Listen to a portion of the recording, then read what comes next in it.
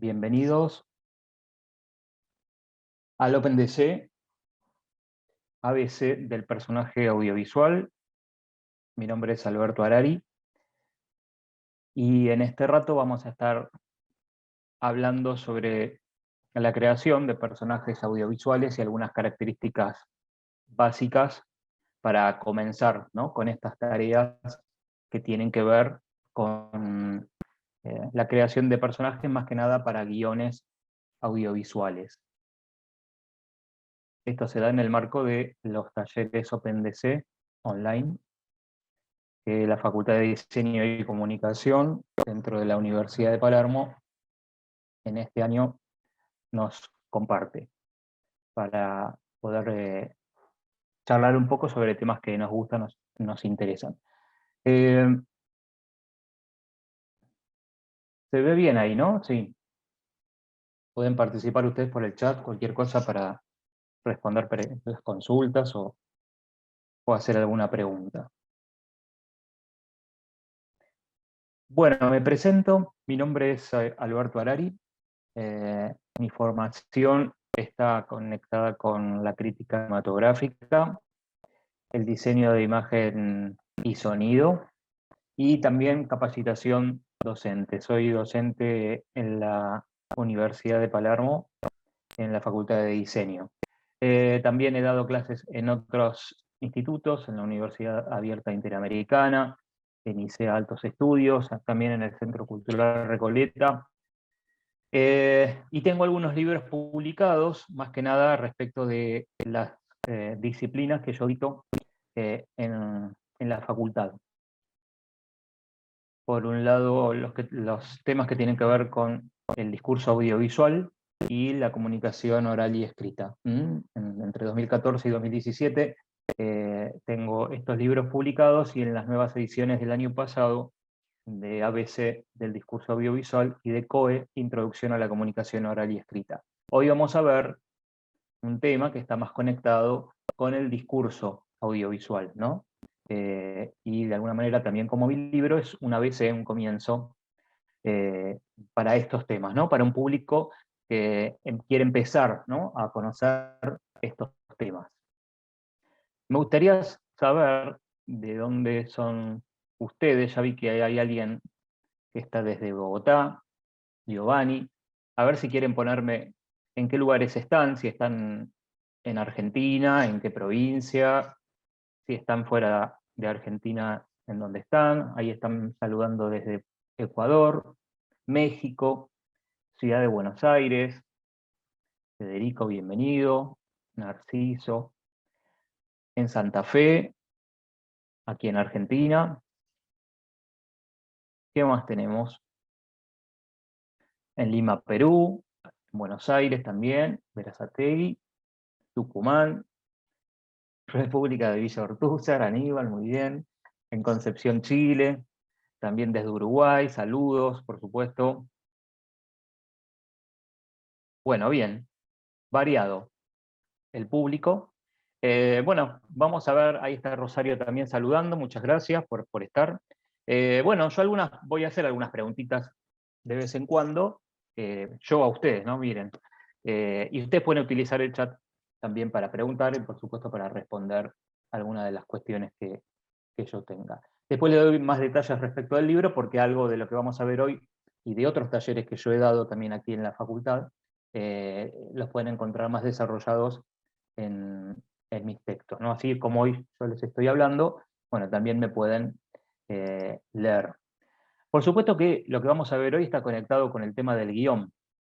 El guión es toda forma escrita que tiene un proyecto audiovisual, ¿no? Ya sea que estemos hablando de un largometraje, o de un cortometraje, o de un spot publicitario, o un videoclip musical, cualquiera, digamos, sea el formato de un producto audiovisual, requiere, ¿no?, la necesidad de escribir un guión previamente, ¿no?, y tener un documento, así como un arquitecto tiene su plano, ¿no?, para hacer un edificio, eh, o un decorador para decorar un espacio.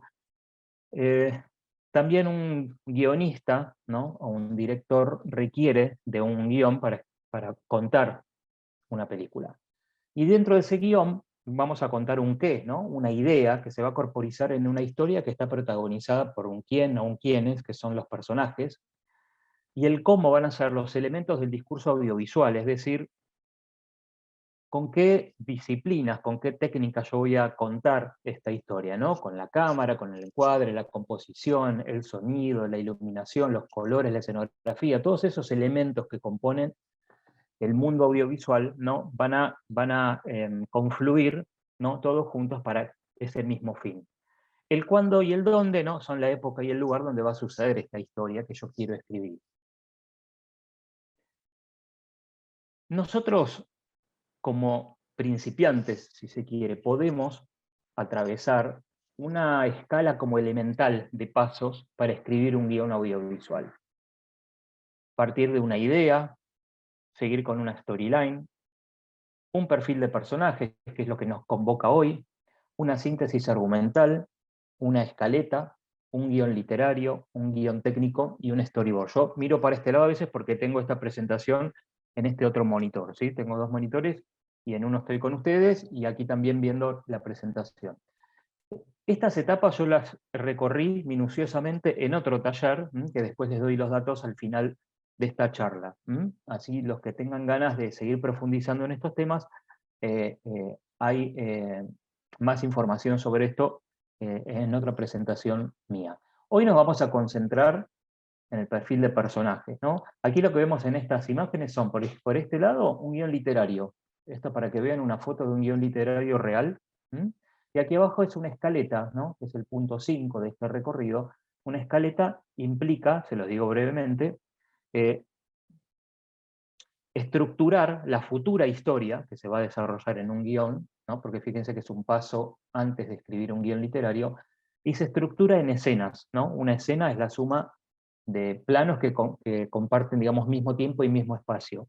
Hay una instancia en la cual nosotros tenemos que contar nuestra futura historia en escenas, ¿no? Entonces, se divide, ¿no? O se fragmenta una historia ya en escenas, en unidades espacio-temporales. Eso es crucial para escribir un guión. Y un paso previo es la escaleta. Y fíjense cómo un guionista profesional utiliza en su vida de escritura de guiones una escaleta. El perfil de personajes, digamos, hay muchas maneras de abordarlo, se pueden abordar todas, se pueden abordar algunas. Lo importante es que nosotros utilicemos también esta instancia como una herramienta de trabajo. Nosotros necesitamos crear personajes para una historia que se va a desarrollar en una pantalla. Y de alguna manera la historia va a tener que ser creíble si también los personajes lo son. El tratamiento de los personajes dentro de una historia tiene que ser creíble para que el público se crea, para que el público se asuste si es una película de terror, para que un público se coma las uñas si es una película de suspenso, para que un público se emocione si es una historia dramática, para que un público se ría si un personaje es divertido, y las historias que se cuentan dentro de la película también. Entonces, empezamos a crear características básicas de un personaje. Y empiezo tal vez con una descripción física y de personalidad, ¿no? Le genero una edad, un peso, una altura, un color de pelo y de piel, le doy un nombre y un apellido al personaje, cómo es su presencia, ¿no? Visualmente, cuál es su sexualidad. Me hago preguntas y me las respondo. ¿Dónde trabaja? ¿Qué hace en general en su vida? Me pregunto y me respondo. Lugar de trabajo, qué oficio o profesión tiene, qué actividades de tiempo libre tiene, ¿no? Con quién se conecta, de quién se rodea, tiene amigos, tiene familia. ¿A quién vemos acá? A ver si lo ubicamos al personaje, no al actor, ¿no? A ver si ahí los leo en el chat. A ver si alguien sabe. De paso chequeamos cultura, muy bien, cultura cinéfila. Soledad nos dice American Psycho. Muy bien, ¿vimos? Psicópata americano. Una película de Mary Harron del año 2000. El personaje se llama Patrick Bateman. Para los que no vieron esta película, bueno, tiene, digamos, un perfil muy interesante, ¿no? Es un psicópata, evidentemente es un asesino, casi serial, podríamos decir, ¿m? Y que tiene, digamos, bastantes particularidades, ¿no? Como personaje. Em, y me sigo haciendo preguntas y me sigo respondiendo. ¿Cómo piensa y cómo habla este personaje que estoy creando, ¿no? ¿Cuál es su nivel cultural? ¿Cuáles son sus frustraciones, si las tiene, ¿no? Y las escribo? ¿Tiene anhelos? ¿Tiene búsquedas? ¿Mm? ¿Dónde vive? ¿Con quién? ¿Y en qué circunstancias? Describo, ¿no? Un espacio, un lugar, la ciudad o el pueblo donde vive, qué clase social tiene, ¿no? ¿A cuál pertenece? ¿Cuál es su estado civil? ¿Cuáles son sus orígenes? ¿Mm? Escribo respondiendo estas preguntas o estos ítems. ¿Tiene alguna peculiaridad? ¿Tiene alguna limitación física? ¿Algún don en especial? ¿Vimos a este personaje que estamos viendo ahora en pantalla? ¿Lo conocemos? A ver, pregunto también otra vez en el chat.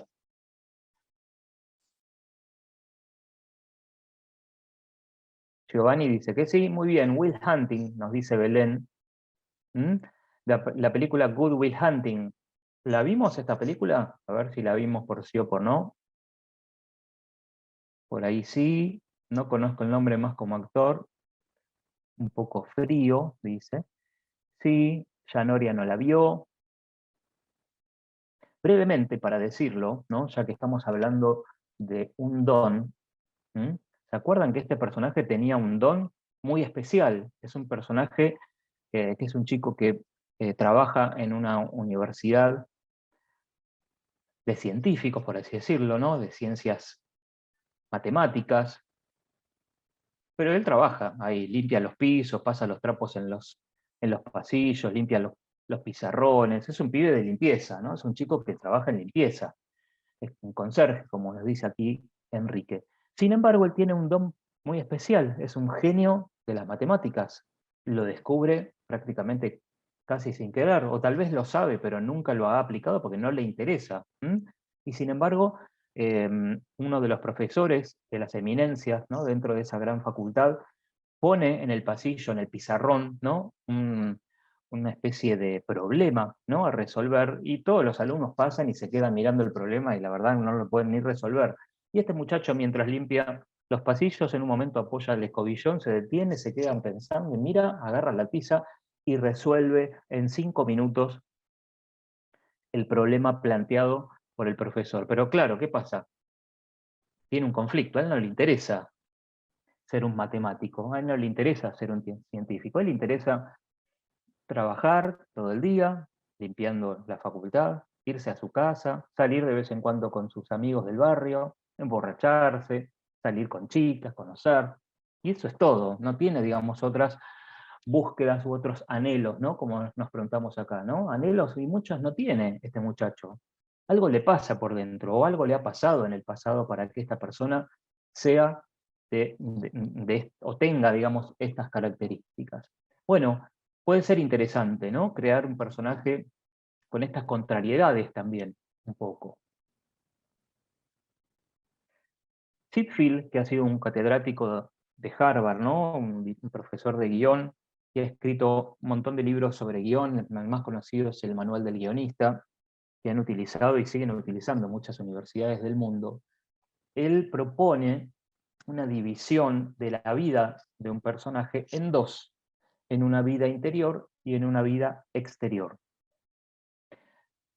La vida interior sería lo que le sucede al personaje antes del guión, antes de la historia que se está contando. Y lo que es la vida exterior es lo que le sucede durante el guión, durante el término de tiempo que yo presento dentro de mi historia que estoy por escribir. Y esta vida exterior la subdivide en profesional, personal y privada. Veamos mínimamente cada una. La vida interior es su biografía, nos dice Sitfield, ¿no? Escribimos una biografía del personaje. Piensen ustedes que lo que vamos a ver hoy acá en este taller, no sabemos si lo vamos a usar todo después en el guión, porque estamos en un paso previo a la escritura de guiones. Por lo tanto, tenemos que tener la libertad de escribir lo que tengamos ganas y lo que creamos necesario. No pensemos en decir, no, igual yo esto no sé si lo voy a usar. La verdad no lo sabemos porque no hemos creado un guión todavía.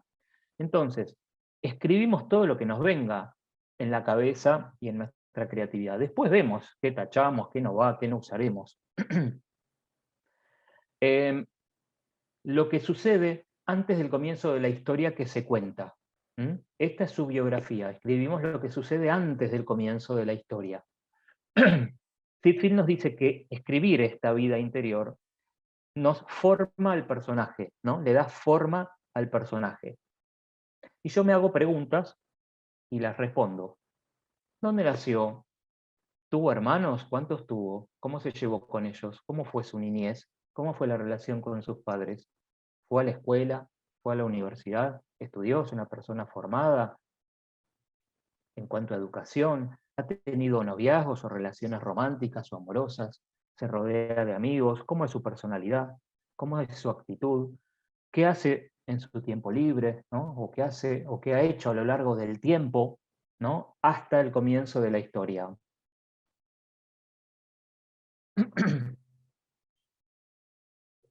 Perdón, estoy leyendo la pregunta.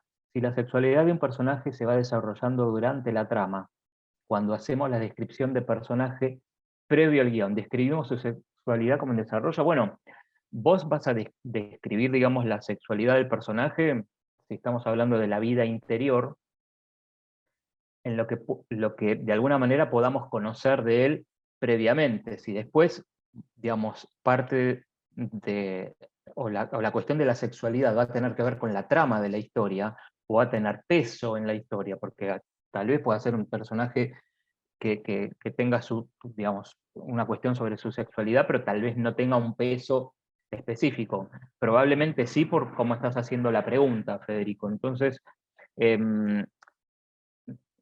no vas a poner solamente las palabras en desarrollo dentro de la escritura, ¿no? De tu vida interior. En todo caso, vas a poner cuáles son las cuestiones que están conectadas con este tema, ¿no? De tu personaje, y en todo caso, el personaje todavía está, digamos, en una búsqueda, ¿no? De su sexualidad y de poder encontrarse a sí mismo, y cuánto esto podrá o no influir en la trama de la historia, porque después la trama de la historia puede ser una historia policial, en la cual no se focalice en la sexualidad. Ahora, si sí se focaliza, por supuesto que va a ser un tópico súper desarrollado en tu perfil de personaje, tanto en la vida interior como en la vida que sigue, que es esta vida posterior, ¿no? Según nos dice Sitfield. No, por favor. ¿Quién es? A ver este personaje, ya que estamos viendo fotitos. A ver cómo andamos.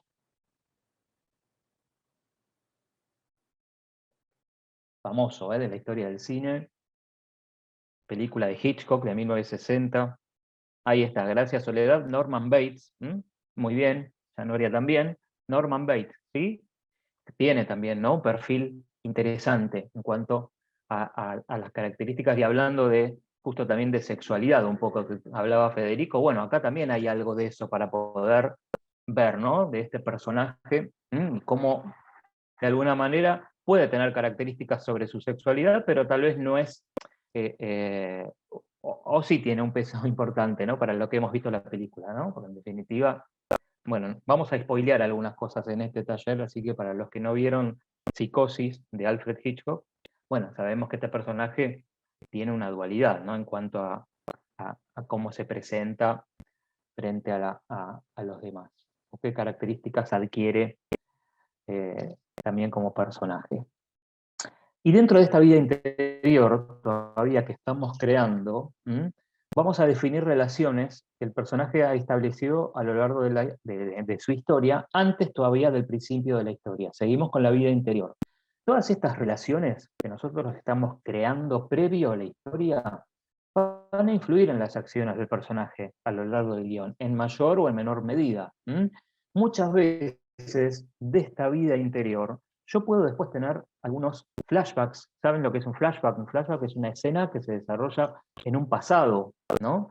Y tal vez yo puedo utilizar estos flashbacks dentro de la historia, ¿no? Muchas cosas de las que yo cree en esta vida interior, tal vez después van a aparecer como una escena en formato de flashback dentro de la película, ¿no? O en diálogos Muchas veces un personaje, dentro de sus diálogos, puede contarnos algo de su vida interior. Un personaje que, no sé, que charla con otra persona y le pueda contar, bueno, cuando yo era chico, la verdad que en mi casa no se daba, digamos, una importancia a la música, ¿no? Y yo de alguna manera me tuve que arreglar para poder ser un músico y poder llegar al estrellato. Supongamos, ¿no? Un personaje que tal vez tenga 40 años y es un compositor de música. Pero tal vez a través del diálogo podemos nosotros darle información al espectador sobre esta vida interior que Sitfield nos cuenta que podemos hacer cuando creamos un personaje. La vida exterior es lo que le sucede al personaje desde el comienzo de la historia que se cuenta, desde el comienzo del guión. Me va a revelar al personaje. El otro me formaba al personaje y aquí me lo revela, porque es lo que vamos a ver en la pantalla dentro de la historia. Me hago preguntas y me las respondo también como guionista, por así decirlo, como creativo. ¿Quién es este personaje? ¿Es feliz con su vida? ¿Está frustrado? ¿A qué se dedica en la actualidad? ¿Con quién vive? ¿Qué hace en su tiempo libre? ¿Qué lo pone triste o qué lo pone contento? ¿Con quién o quiénes se relaciona? Empiezo a crear ya su presente de pantalla, ¿no? Y empezamos a revelar cosas del personaje. ¿A quién tenemos en esta diapositiva? A ver, famoso personaje del cine.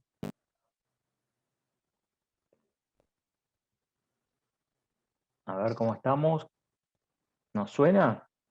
La actriz es Jodie Foster. No, no es Sally Field. Muy bien. Ahí está. Soledad nos dice que es Clarice. Clarice Starling. La película de El silencio de los inocentes. Donde ella es una estudiante del FBI que de alguna manera ya a punto de recibirse le encargan, ¿no? una tarea muy complicada, ¿no? Que es entrevistar al famoso doctor Hannibal Lecter, ¿no? Del cual se ha hecho también una serie y hay varias películas sobre este mismo personaje. Y aquí aparece este personaje de Clarice, que también tiene un presente y una vida interior interesante para los que vimos la película. ¿Vimos esta película? A ver, le pregunto al público, ¿sí o no? Si pueden poner. A ver si vimos El silencio de los inocentes, de 1991, de Jonathan Demme, cuando era muy chica. Sí, sí, sí, sí.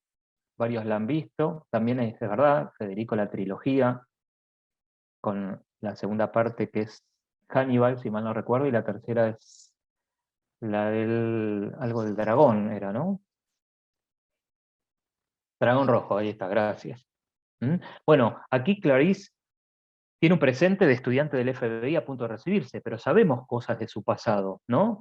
Incluso el título de la película, El silencio, en inglés, The Silence of the Lambs, El silencio de los corderos, es de un sueño, de unas pesadillas que ella tenía cuando era pequeña, y ella lo relata dentro de la película. Hay un diálogo muy interesante dentro de la película, e incluso hasta le da el título al film. Y tiene que ver con algo de la vida interior de Clarice Starling, que tiene que ver con cuando ella era chica, ¿no? Y que de alguna manera quedó huérfana y tuvo que pasaba de casa en casa, y hay una escena que ella relata que está relacionada con, un cabrito, ¿no? O con un corderito. Así que fíjense cómo, de alguna manera, algo que tal vez pudo haber sido creado en la vida interior del personaje de Clarice Starling, eh, puede aparecer dentro de la película. Así que bueno, Micaela, todos tendríamos que volver a ver esta gran historia policial. Y Seyfield nos decía que dividíamos a la vida exterior en tres partes: profesional, personal y privada. Aquí hablamos del trabajo y la vida cotidiana del personaje. En cuanto a lo profesional, en lo personal es sus relaciones de familia, su vida social, sus amistades, sus relaciones amorosas. Y en la privada es los momentos a solas que tiene el personaje, ¿no? Crear un poco estas divisiones también nos sirve para ver, digamos, cómo le vamos a mostrar al espectador las distintas vidas. Lo que tiene de bueno es que el espectador va a ver las tres. Dentro de la película, la vida profesional la van a ver más personas, más personajes, la vida personal la van a conocer menos, y la vida privada no la va a conocer nadie más que el personaje y, por supuesto, el espectador. Ahora lo vamos a rever, este tema de las tres vidas, en otra diapositiva, también interesante sobre esto. Es interesante hablar de esta estructura triple. En un ratito volvemos con esto. Pero para cerrar con Sid Field, él habla de crearle un contexto al personaje, crearle un contexto que él subdivide en estas características, que algunas incluso medio como que se superponen un poquitito. La necesidad, el punto de vista, la actitud, la personalidad, la conducta y la identificación de cada uno de mis personajes a medida que yo les voy creando estas vidas, ya sea la interior como la exterior, les empiezo a crear un contexto a estas vidas. ¿Qué sería un contexto? En primer caso, la necesidad sería lo que el personaje quiere alcanzar. ¿Qué quiere alcanzar el personaje? Le genero una necesidad. ¿Quiere robar un banco? ¿Quiere seducir a una mujer? ¿Quiere ser cantante? ¿Quiere averiguar quién es el asesino? Tal vez es un investigador, o han matado a su madre y quiere buscar quién es el asesino. ¿Quiere subir en la escala social? Como el personaje de Match Point de la película de Woody Allen. ¿Quiere encontrar a su familia? De alguna manera, buscarle una necesidad puede ser interesante para motorizar la historia. El punto de vista es la forma de ver el mundo que va a tener mi personaje. Es liberal, es conservador, es racista, es integracionista, ecologista, fatalista, ateo, creyente. Le creo un punto de vista, después veré cuánto yo puedo usar o cuánto me puede servir, dependiendo también la historia que yo esté, digamos, por abordar, ¿no? ¿Cuál es su actitud, la forma de actuar y de sentir? ¿Es una persona superada o es derrotista? ¿Es moralista, negativo, agresivo, entusiasta, descontento, optimista, pesimista, altruista, egoísta, pasivo? Le genero una característica en cuanto a su actitud o a sus actitudes. Puedo escribir varias, por supuesto, ¿no? Pero voy creando un contexto, ¿no? Voy como rellenando este perfil que estoy creando de a poquito. La personalidad, nos dice Sid, que es la manifestación visual de su forma de actuar, ¿no? Es más una persona seria, es más tímido, retraído, o es alegre, extrovertido, grosero, reservado, perverso, sociable, ingenioso. Es una personalidad, ¿no? Características de su personalidad. La conducta tiene que ver con lo que hace, ¿no? Con sus acciones. Ahí Sid cuenta como dos mini anécdotas, en realidad, ¿no? de un perfil de personaje. Una tiene que ver con un Rolls Royce, un personaje que es adinerado, ¿no? Que sale de su mansión, todo trajeado con su maletín, y tiene enfrente a su Rolls Royce, ¿no? Un auto carísimo. Y va cruzando la calle, pero mientras está en la mitad de la calle ve una moneda en el piso, y mira a ambos lados a ver si nadie lo ve, la agarra y se la guarda en el bolsillo y sigue rápidamente subiéndose a su Rolls Royce. Él habla también que las conductas de los personajes pueden ser interesantes también mostrarlas desde un punto de vista también medio como antagónicamente a lo que uno espera de un personaje. Y en todo caso, no tiene que ver con la apariencia, sino también con una cuestión más interior, definitiva. Y otra, por ejemplo, de un personaje, ¿no? Que le ha salido una oportunidad que ha estado buscando durante mucho tiempo, ¿no? Que es de trabajar fuera de la ciudad, ¿no? Y se va a ir a Nueva York a triunfar por trabajo, ¿no? Y es una mujer entonces que arma sus valijas, que cierra toda su casa, que carga el auto, ¿no? Con todas sus valijas, con todo lo que se va a llevar, se va a ir definitivamente, ¿no? Y está dejando la ciudad, ¿no? Para triunfar o para de alguna manera cambiar de destino en otro lugar. Sin embargo, está sentada en el volante y se da cuenta que las llaves del auto no las tiene, las ha dejado olvidadas, ¿no? Y un elemento principal, como las llaves del auto para irse en definitiva, puede dar también esta contradicción en lo que supuestamente el personaje quiere, ¿no? Y entonces ahí también podemos jugar con las contradicciones de los personajes, y si bien uno, en la diapositiva anterior, tenemos lo que quiere alcanzar, tal vez este personaje podríamos haber puesto que quería alcanzar el triunfo, quería ir a triunfar a otra ciudad, sin embargo, podría haber algo que la detenga por su conducta, ¿no? En definitiva, los personajes son lo que hacen también. Así que también es interesante jugar con esas contrariedades de nuestros personajes.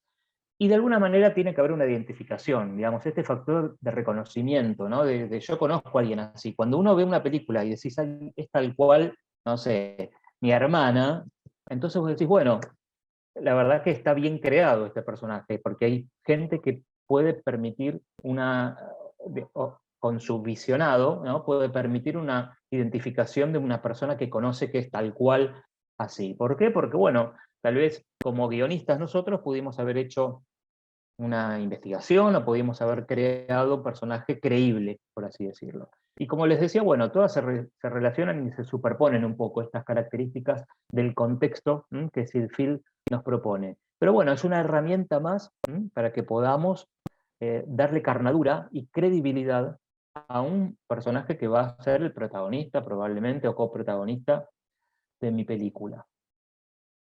Y volvemos a esto de las tres vidas un segundito también, por esto de esta división de la pública, la privada y la íntima. La vida pública es la vida que vemos de un personaje, es lo que el personaje debe hacer, ¿no? Es el deber. La vida privada es lo que el personaje vive en un terreno de mayor confianza, lo que un personaje puede hacer, ¿no? El poder de un personaje. Y en la vida íntima es la vida que hace cuando está solo con su deseo. Es lo que el personaje desea hacer, es su deseo. Y yo muestro todo o creo todo en mi computadora creando a este personaje. Lo que el personaje debe hacer, lo que puede y lo que desea. Y con esto le voy creando, ¿no? Un perfil, una característica que puede resultar interesante. A ver si conocen a este personaje.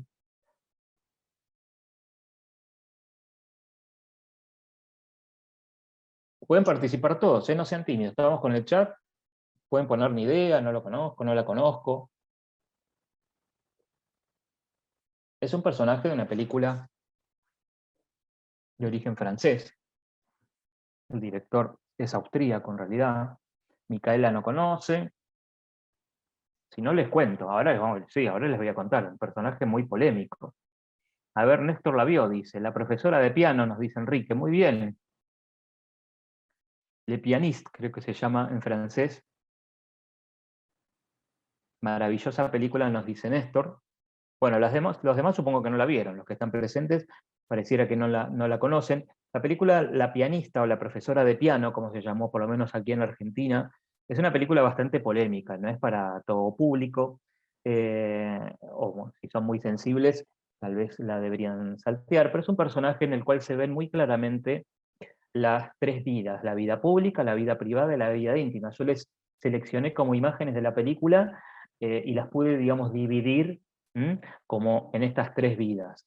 En la vida pública, para los que no vieron la película, un poquito vamos a spoilear, yo digo que esta es una película de personaje y no tanto de trama. A mí me pasa que yo puedo a veces dividir el de Haneke, sí, es la película de Michael Haneke, Guillermina. Así es, director polémico también que nos hace ver a veces películas que son como una piña en la cara para el espectador. Realmente tiene la película Funny Games, por ejemplo, que es una, que no sé si la han visto, esa sí que hay que verla con mucha cautela porque es muy violenta, una película muy, muy violenta y te sacude, ¿no? Funny Games se llama, en todo caso se los anoto acá en el chat, pero bueno, ¿no? Después no, digan que yo se las recomendé, pero con reservas, ¿no? Porque es una película que después terminás medio destruido.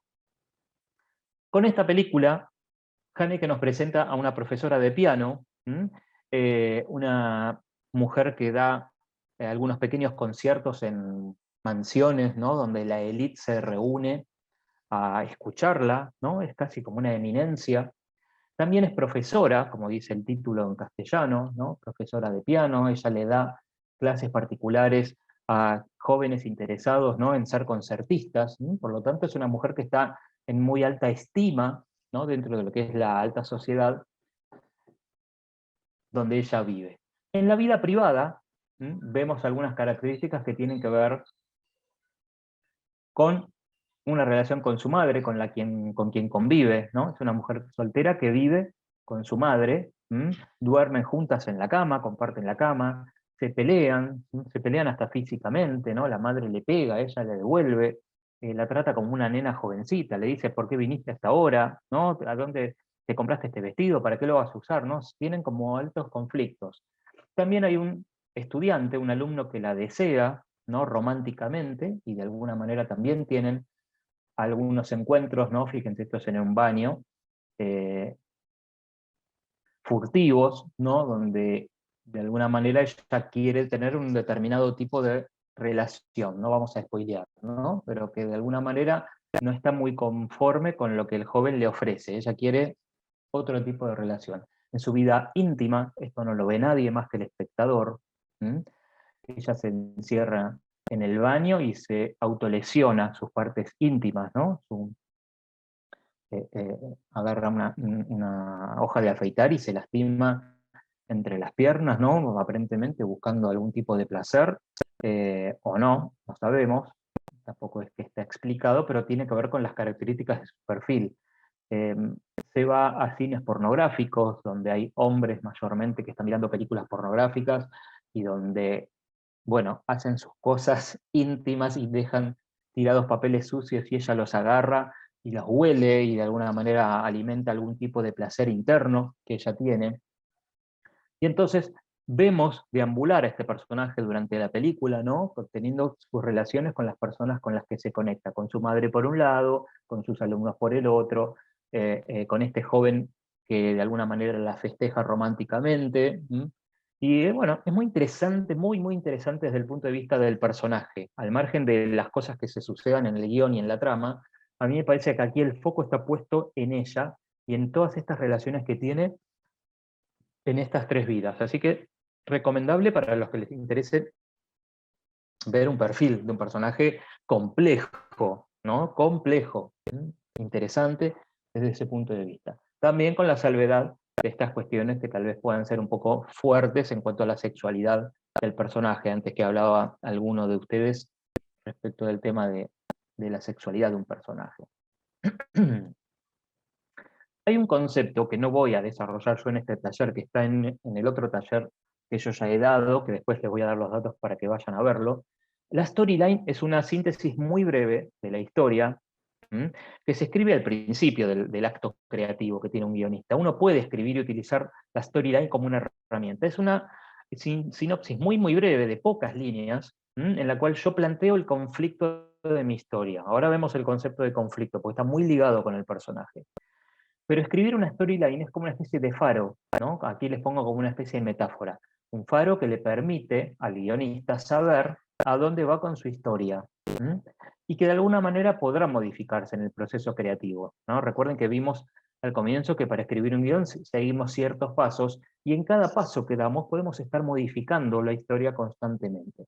Imagínense que yo tengo esta storyline, yo me siento a escribir una historia que me la imagino de esta manera. Ana es madre soltera y está agobiada por las deudas que le reclama el Estado, intimándola a pagar para no perder su casa. P de planteamiento. ¿Planteamiento de qué? Del conflicto. Yo planteo el conflicto en una primera oración o dos primeras oraciones de mi storyline. A lo largo de varios meses intenta por todos los medios juntar el dinero sin conseguirlo, provocando el desalojo de la vivienda. Desarrollo. Como concluye, en un ataque de nervios, enloquece, mata a sus 4 hijos y luego se suicida.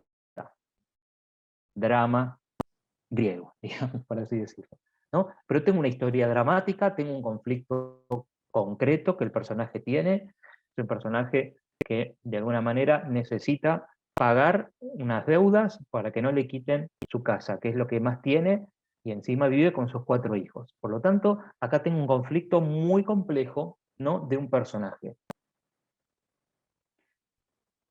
Bueno, yo puedo empezar a escribir un perfil de estas maneras. La vida pública, se los hice cortito obviamente porque estamos en este taller que tiene un tiempo determinado, pero yo puedo escribir todo lo que yo tenga ganas, ¿no? Como guionista. Ella se llama Ana Noriega, le puse, tiene 35 años, es de clase media baja, está separada, vive con sus 4 hijos y su madre, trabaja en casas de familia, limpiando, cocinando y atendiendo tareas domésticas. Es delgada, no se maquilla ni se viste de manera llamativa, solamente jeans o polleras largas y remeras. Usa un delantal celeste en el trabajo, es tímida y bastante callada. Use como distintos tips, así, que estén conectados con la vida pública, con esta vida en la que ella se conecta con otros personajes, en donde es vista por determinada cantidad de gente. ¿Mm? Le di un oficio, ¿Mm? Le di un look, más o menos, si se quiere, visual, pero por supuesto se lo puse yo solo en una diapositiva. Uno puede escribir 2 páginas enteras, 3 páginas, si quiere, de la vida pública de un personaje. Pero para hacer un poco cómo yo me inventaría estas 3 vidas, ¿no? El personaje, lo que debe, lo que puede y lo que desea. Bueno, en mi caso, con esta storyline, yo me planteé esta vida pública. En la vida privada, transcurre la mayoría del tiempo en su casa durante los fines de semana, cuando no trabaja, no tiene mucha comunicación con su entorno, mira la TV y atiende las necesidades de sus hijos y de su casa, ¿no? Puertas adentro, tiene relaciones sexuales a cambio de dinero con un sereno de una fábrica. Creo una vida privada.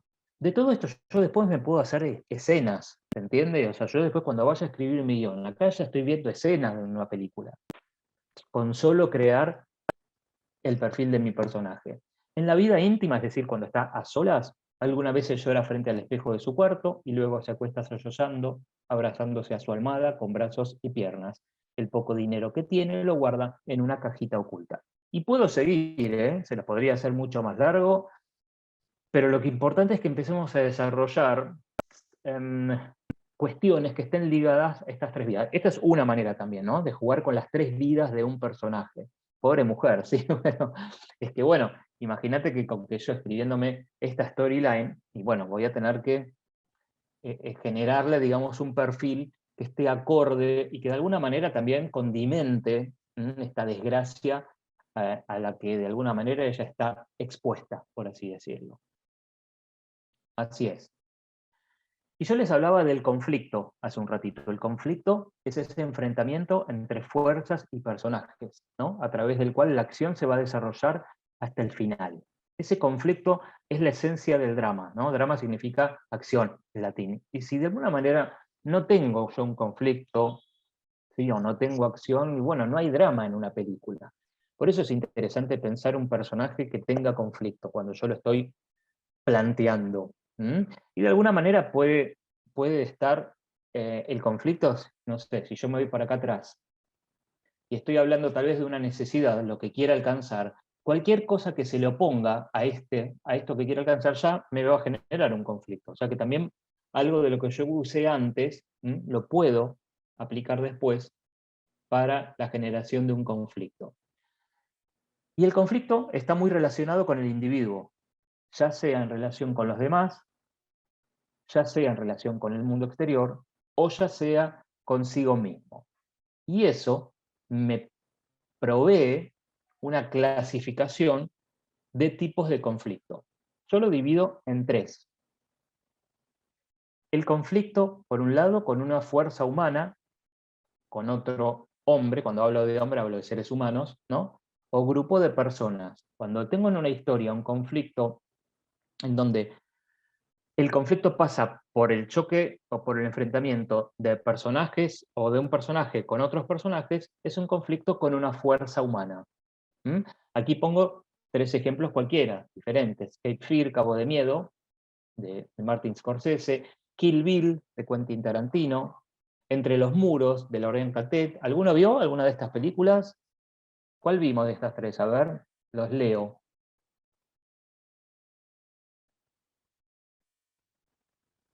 Federico vio Kill Bill, Micaela las 2 primeras, Kill Bill, Kill Bill, Kill Bill, la mayoría vio Kill Bill, por lo que veo. Bueno, bien. Kill Bill, Cabo de Miedo. Bien. Bueno, las 4 porque tenemos la 1 y la 2, ¿no? Las 4 dice Giovanni porque vio Kill Bill 1 y 2. Seguramente, digo. Bueno, aquí los personajes, de alguna manera, están, digamos, relacionados con otros personajes, ¿no? En Kill Bill es esta joven que estaba en coma durante 4 años porque le dieron tal golpiza el día de su casamiento, sus propios socios, ¿no? Ella queriendo abrirse de la banda que conformaba con Bill y sus secuaces, de pronto se convierte, de alguna manera, en una paria, ¿no? Y la terminan castigando tanto que la dejan en coma, y cuando ella se levanta de su coma, 4 años después, emerge, ¿no? En una venganza sin piedad, ¿no? Que va a durar 2 películas. En Cabo de Miedo también, el personaje de Robert De Niro, que es un preso que sale después de 20 años, ¿no? Y él entiende, luego de haber estudiado abogacía dentro de la cárcel, que su abogado no lo defendió como tenía que haberlo defendido, ¿no? Y encuentra algunas cositas que no estuvieron tan bien hechas, por lo tanto sale a vengarse de su abogado defensor y de la familia. Excelente película, también para ver un viernes a la noche, también. Y Entre los muros, es una película dramática, les recomiendo mucho. Bueno, yo que soy docente, me ha gustado particularmente, pero Entre los muros tiene que ver con un docente que se enfrenta a sus alumnos, ni más ni menos. Aquí, de alguna manera, el curso que tiene frente a sí, al que le cuesta mucho estudiar, ¿no? En una escuela de bajos recursos, con, con, eh, con personajes o con alumnos que pertenecen a una clase social medianamente baja, ¿no? Con conflictos raciales, con conflictos de jóvenes que son golpeados por sus padres. Bueno, son chicos complicados, ¿no? Y de alguna manera lograr que se aprenda algo adentro de ese curso es realmente complejo para este profesor. Como dato de color, si quieren, esta película se ganó la Palma de Oro en su momento en Francia, ¿no? Que es el más alto festival de cine que hay en Francia. Este que vemos acá, que es el protagonista de la película, también es el guionista de la película, ¿no? Ya que estamos hablando del guión. Es el guionista de la película. Los alumnos son alumnos de verdad, de una escuela, y así que muchas de las cosas se ven muy naturalmente, ¿no? Laurent Cantet, el director, se ha metido como en la escuela, por supuesto, basándose en el guión escrito por este actor también, pero de alguna manera se ve una película bastante natural. Juan nos dice, tanto Cabo de Miedo como Kill Bill, la fuerza que mueve el personaje es la venganza, tal cual, estoy totalmente de acuerdo. ¿Qué quiere, no? Esta búsqueda, ¿qué quiere? Vengarse, venganza pura. La de Micaela Calderón, la de Michelle Pfeiffer, sí tiene algunas características, ¿no? De la película con Dangerous Minds, se llamaba esa película, Mentes Peligrosas, en la cual también una inocente, si se quiere, profesora, va a tener que encontrar la manera de poder satisfacer a sus alumnos, ¿no? Que de alguna manera tienen otro tipo de conflictos muy complejos, ¿no? Desde familias también muy violentas, con conflictos raciales. Tiene esa onda, como la de Michelle Pfeiffer, y otra también con Hilary Swank, de Escritores de la Libertad, no sé si la vieron, que está basada también en un hecho verídico. También, si les gustan estas temáticas, también Hilary Swank haciendo de una profesora que de alguna manera encuentra la forma de poder seducir a sus estudiantes a que puedan ser escritores.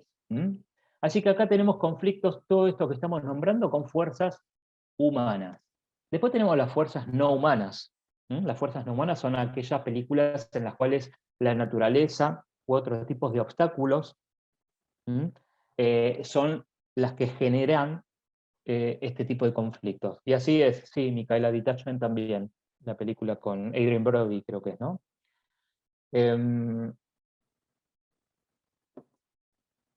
Hay muchas películas en las cuales el conflicto está apoyado en aliens que atacan, en fantasmas que aparecen en una casa embrujada, en el diablo, en inclemencias del tiempo.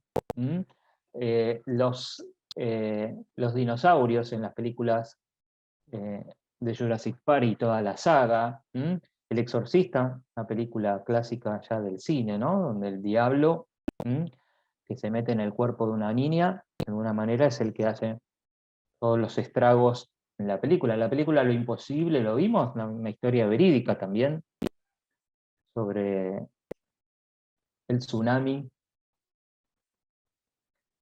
que se dio en Asia, ¿no?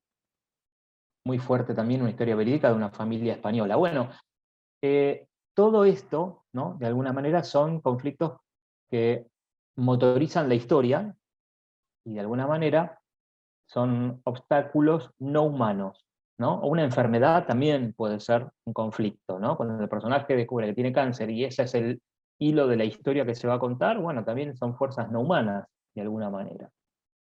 ¿Alguna otra que se les ocurra que pueda hacer con fuerzas no humanas?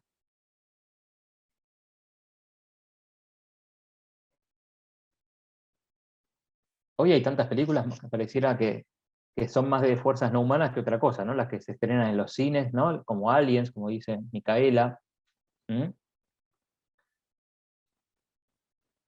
O películas del futuro, como dice acá, bueno, Alien también, por supuesto. Todas estas películas de monstruos desconocidos o de personajes fantásticos, más que nada, tienen que ver con estas historias de conflictos no humanos. La película Contagio, ¿no? La del virus, no sé si la vieron. También, ¿no? Guerra Mundial Z, Viven podría ser. Matrix, sí, de alguna manera tiene características de fuerzas no humanas y también humanas. Recuerden, bueno, recuerden, no, les aclaro, que una película puede tener más de un tipo de conflicto, ¿no? Pero debería primar uno por sobre el otro. ¿M? También cualquier película que tenga que ver sobre un terremoto o sobre un volcán que entre en erupción, o tiburón, como bien dice acá, bueno, de algún modo sirve para este tipo de conflictos. Todos los zombies, ¿no? Y todos estos hombres máquina, ¿no? Como preguntan acá, sí, de alguna manera podemos hablar de fuerzas no humanas, ¿no? Porque en definitiva un robot no lo es. Conflicto consigo mismo podría ser el tercer tipo de conflicto, donde ya el personaje tiene un conflicto con una cuestión interna de él, ¿no? Una fuerza interna en películas que tiene más una temática psicológica, ¿no? Entonces, de algún modo, cuando el conflicto, cuando la historia avanza, porque el conflicto lo tiene el personaje desde su interior, ¿no? Black Swan, Cisne Negro, no sé si la vimos, pero un poco todos estos fantasmas internos que tiene este personaje por querer lograr ser la bailarina número uno, ¿no? En una apuesta que se va a dar sobre el lago de los cisnes, pero hay cosas de su interior y de su relación con su madre, por lo cual también hay con fuerzas humanas dentro de la película, ¿no? O con su profesor de baile, también. Pero, de algún modo, podemos decir que prima la cuestión psicológica interna del personaje. Good Will Hunting hace un ratito lo nombrábamos, ¿no? Como un personaje que tiene que lidiar entonces con ver qué hace con ese don que tiene para sí mismo, ¿no? ¿Quiere triunfar en ese campo de la matemática? ¿Mm?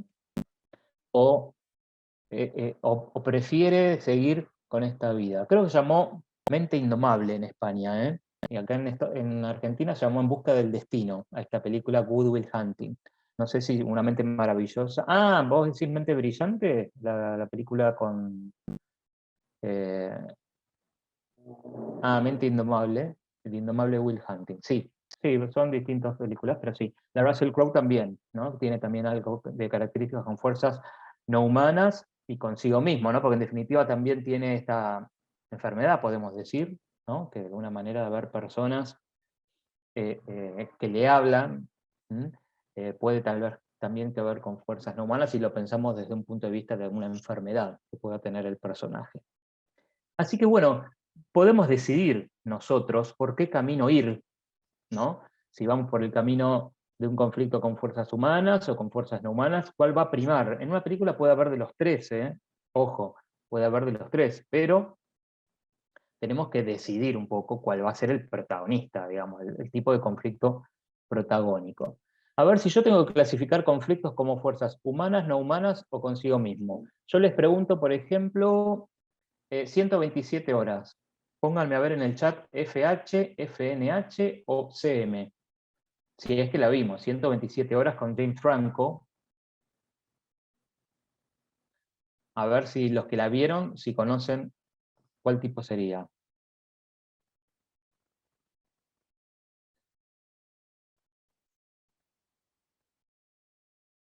127 horas.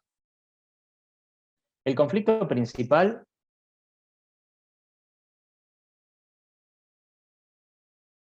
dicen acá que predomina el consigo mismo por las fuerzas no humanas.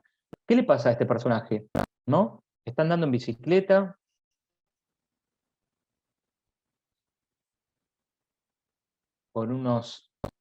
Queda atrapado, ¿no? Muy bien, por unos desiertos, podemos decirlo, ¿no? No sé si son cerca del Cañón del Colorado, en Estados Unidos. Y de alguna manera, por un pequeño accidente que tiene, una roca se le cae en la zona del antebrazo y lo deja atrapado, no como en el afiche que estamos viendo, ¿no? El afiche es otra cosa.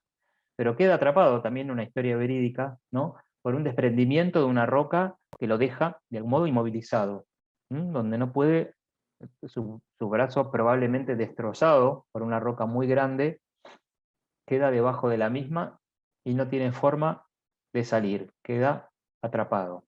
Y de alguna manera, bueno, tiene características la película de fuerzas no humanas y de algo de consigo mismo, ¿no? Porque también hay algo de superación personal que de algún modo sale, ¿no? Por así decirlo, airoso, vamos a decir, sin spoilear, pero bueno, 127 horas son las horas que él está atrapado, en definitiva.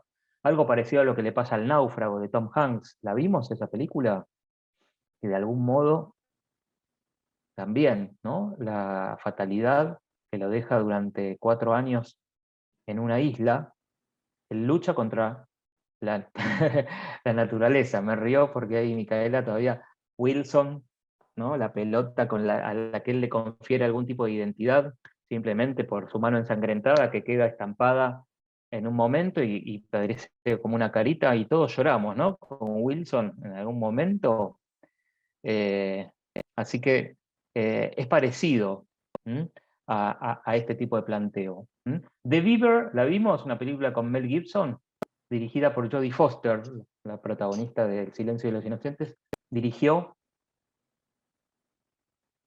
la película El Castor, que es un hombre que está muy deprimido. ¿Cuál sería la de las tres? Si decimos que la depresión de este personaje, ahí está, consigo mismo, ¿no? Es un hombre deprimido que no habla, pero encuentra su voz a través de este títere de Castor, y entonces él habla a través de ese muñeco. Así que es consigo mismo, muy bien, como están diciendo todos ustedes.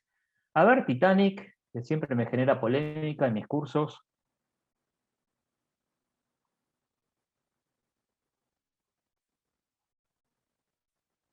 Titanic, a ver, fuerzas no humanas, pone Juan, una mezcla, fuerzas no humanas.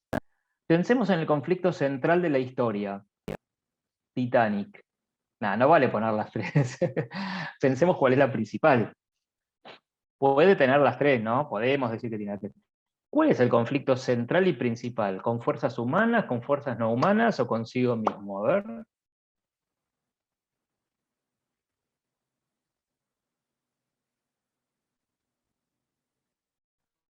¿Quién es protagonista de la película Titanic?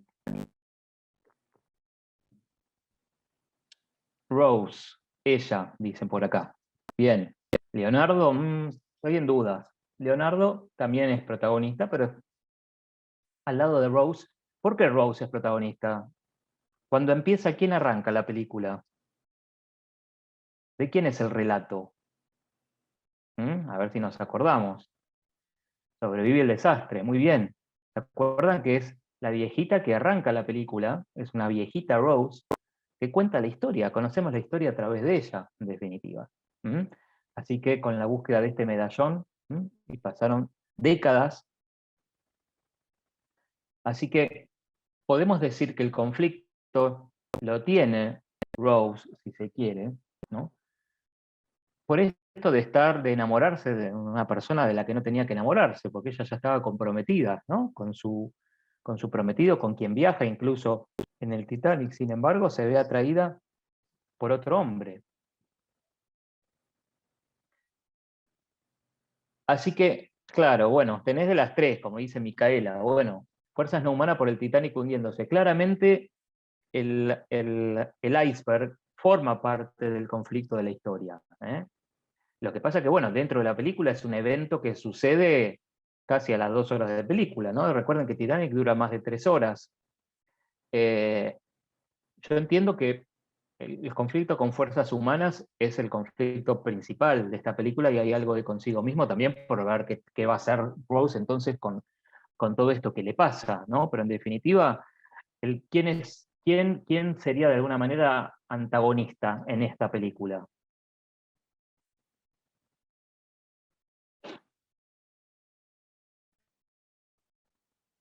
A ver. Un conflicto consigo misma, dice, sería entonces una fuerza humana por aparecer Leonardo en discordia. De alguna manera, el antagonismo lo tiene por parte de su prometido, por supuesto, ¿no? El novio. La madre, de alguna manera, también puede llegar a ser algo, o generar, digamos, o tener un papel antagónico dentro de la película, ¿no? Acá tenemos una mezcla de tipos de conflicto. Yo me tiraría por el lado del conflicto con fuerzas humanas, en el sentido de que Rose tiene que digamos, oponerse a, a- a- a las personas que de alguna manera quieren otra cosa para ella, ¿no? Entonces, acá tenemos de los tres tipos de conflicto, si se quiere, ¿m? Eh, y claramente, bueno, las fuerzas no humanas, por supuesto que aparecen en la cuestión que tiene que ver con el iceberg y con el hundimiento, ¿no? Que tiene un enorme peso dentro de la historia. Pero bueno, aquí era para ponernos un poco a prueba de definir qué enfoque se le da a una película. ¿Mm? Juan dice lo que quieren que haga, lo que se supone que debe hacer y no guiarse por su corazón. ¿Mm? Así que bueno, es así, Micaela, algo de controversia tiene. Pero tenemos un mix de tipos de conflictos. Yo me tiraría más por fuerzas humanas por un lado y fuerzas no humanas por el otro. Por supuesto, Rose también internamente, la Rose joven tiene que definir, digamos, qué es lo que quiere, pero siempre en función de que aparece otro personaje en su vida, que hace que su novio o su prometido de alguna manera se oponga a esto, ¿no? Y su madre también, por supuesto. Aníbal, yo considero que Rose no tenía conflicto, quería la riqueza a DiCaprio y a John, una egoísta. Bueno, acá tenemos personajes reales, eso también está bueno. Eh, eh, eh, pero bueno, Juan dice que fuerzas humanas hasta que aparece el iceberg y se suma, ¿no? No es que cambia el conflicto, o sea, se suma un nuevo conflicto a la historia. Bueno, podemos seguir jugando un montón con esto, pero pueden hacer estos ejercicios de empezar a definir, ¿no? Qué tipos de conflicto tienen las películas que nos gustan. ¿M? Y puede ser, bueno, la cereza del postre, que se va, digamos, a una historia ya más conectada con el conflicto de fuerzas no humanas. Otro, otra herramienta que les presento acá es el esquema actancial, si hablamos de personajes. Greimas, que era un lingüista francés del siglo XX, elaboró un esquema que se aplicaba prácticamente a todo tipo de obras dramáticas y narrativas, ¿no? Siempre tal vez pensándolo más en la literatura. Los personajes encarnan acciones, no son analizados tantos como seres, como personas, sino que son observados por lo que hacen y no tanto por lo que son, ¿no? Por lo que qué soy, no, qué hago. Y entonces propone un esquema con 6 elementos de un sujeto, un objeto, un destinador, un destinatario, un oponente y un ayudante. ¿Mm?